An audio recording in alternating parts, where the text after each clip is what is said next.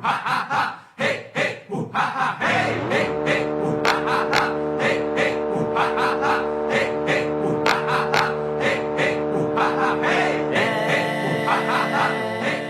dia, jo soc l'Alif Halum, que soc acordionista, d'acordió diatònic, i us recomano aquest llibre que es diu Música y mujeres, género y poder. És un llibre molt teòric perquè és un recull de diversos estudis al voltant de la temàtica, no?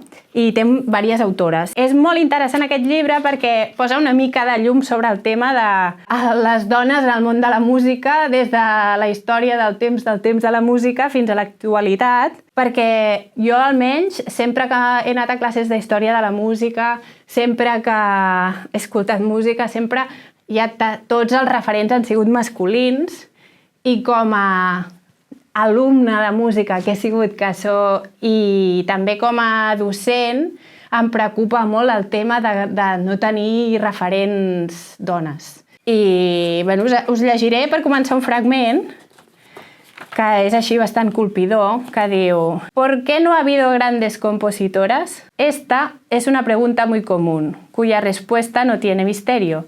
En el pasado, el talento, la educación, la habilidad, los intereses o la motivación eran irrelevantes, ya que el solo hecho de ser mujer suponía una única cualificación para el trabajo doméstico y para la continua obediencia y dependencia de la autoridad masculina.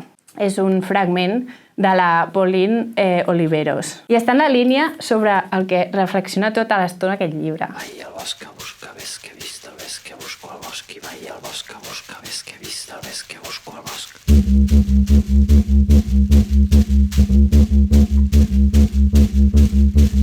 Vaig al bosc a buscar, ves que he vist, el ves que busco al bosc. I vaig al bosc a buscar, ves que he vist, el ves que busco al bosc.